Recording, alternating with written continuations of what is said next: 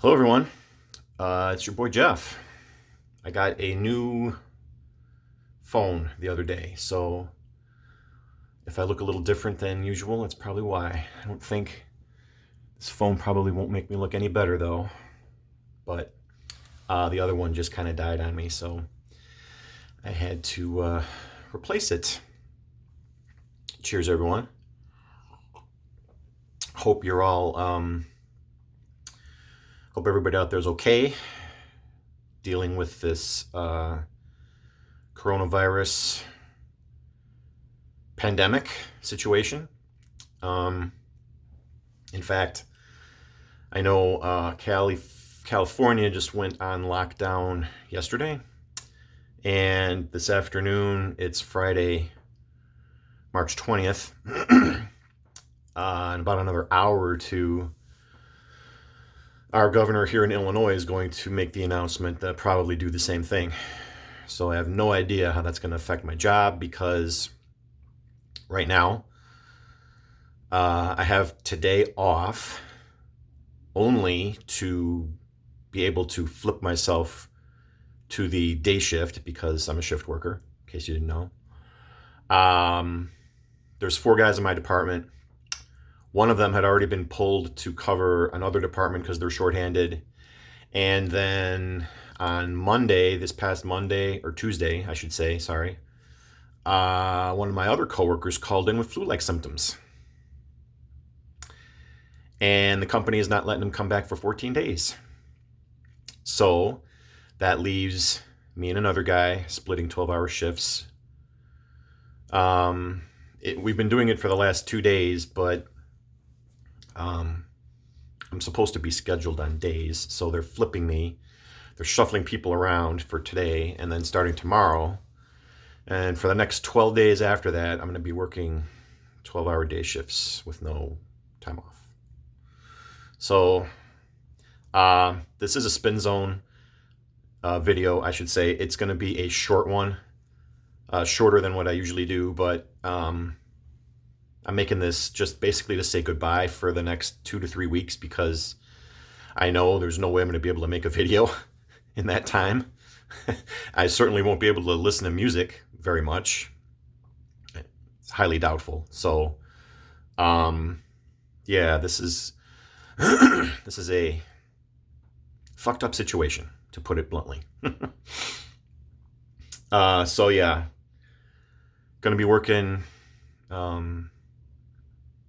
monster overtime, but again, with the expected announcement from the state of Illinois, that could change. I don't know what they're going to do, but the problem is where I work, I run a blast furnace, and you can't just snap your fingers and turn it off and walk away. Those things take like a week to cool down. So if that's the plan, I'm still going to end up going to work for at least the next week until the furnace has been squared away. After that, who knows? But yeah, just hope everyone is being safe out there. Hope everyone is doing all they can to stay healthy. And this too shall pass. That's all I can say. I'm worried about y'all. I'm thinking about y'all. So everybody, be careful. All right, let me take another drink of coffee here. Show you quickly what I've been listening to. First up, we got a couple of albums by The Temptations. This one here is called Puzzle People. Big hit off of this one is I Can't Get Next to You, Babe. Here's the back. When I got the Cloud 9 album last year, it really whetted my appetite for more music by The Temptations during this late 60s, early 70s period, which has more of a funk, slightly psych feel to it.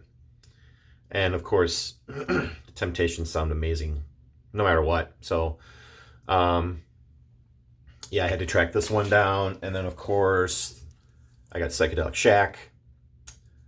Title track was also a big hit for them. This one is a reissue. I got this one sealed Puzzle People is not. This is I don't think it's an original pressing, but I know it's not a recent reissue. On sale at Fred Meyer for $3.87. So yeah, between these two albums and Cloud9, it's a pretty strong trilogy of albums. So for anyone who likes the Motown sound with some extra funk added, these albums are for you. These are wonderful, wonderful albums, I have to say. Now, I know I've called people out in the past telling them to get a certain album, that they need it, that they would love it. I know I've done that to you, Emma. If you're watching, I hope you are. Well, I'm going to do it again. You have to get this album. I know I've shown it on social media. I've posted it. And yeah, it's not cheap. Sorry to say, it's a triple album. And I ended up using a gift card to pay for like half of it at Barnes & Noble. But save your nickels and dimes and pennies. Get this album. Fleetwood Mac, Before the Beginning, Volume 1, Live 1968. This features the original incarnation of Fleetwood Mac with Peter Green, Mick Fleetwood, John McVie, and Jeremy Spencer. There's the back. Live performances. Unbelievable stuff. For any fan of British blues, this is an essential record. And Peter Green and Jeremy Spencer share the lead vocal duties and lead guitar. Spencer is more, he plays kind of more Elmore James style with the slide, and he even do they do Dust My Broom? Oh, they do a song called Dust My Blues. And he basically handles those type of songs, and Peter Green does he's the master at the slow burn blues type song, where it just kind of pulls you along slowly, and then when he goes into his solo, he just lets it rip, and it's just amazing. Amazing. So, I know most of you out here are fans of this era of the band, but for any of you who aren't, any of you who think that Fleetwood Mac was just a, kind of like a light pop band with Stevie Nicks and Lindsey Buckingham, you got to check them out during this time period in the late 60s. They were unbelievable. With Peter Green leading the band, one of the guitar greats, without a doubt. So, wherever my camera eye is, I think it's there. Emma, you have to get this. I know I already told you this already on social media. I'm just having fun with you, that's all. But I guarantee you'll love this. Guarantee. So, yeah. Then, after that, we have something different. Porcupine Tree. This was VCLT from Anthony Ferraro from a while ago. It takes me a while to catch up on VCLT. I'm sorry. This is Fear of a Blank Planet by Porcupine Tree again. This is, let's see, for those of you who don't know Porcupine Tree, it's like, it's a prog band, sort of. There's hard rock in there. There's a little metal in there. There's a lot of prog. Great stuff. And actually, Alex Lifeson guest stars on one of these tracks. Robert Fripp plays on one of these tracks. So that should, I don't know if that'll help give you an idea of what this type of music is like, but sorry for the glare again. But this was wonderful too. And Anthony had turned me on to the In Absentia album, which I want to get on vinyl. And he ended up sending this one to me too. And I like this one geez, just as much as I like In Absentia. But it's a little outside my wheelhouse as far as like regular listening, but that's okay. I still enjoyed it, and it was a nice change of pace from all of the from all the blues I listened to.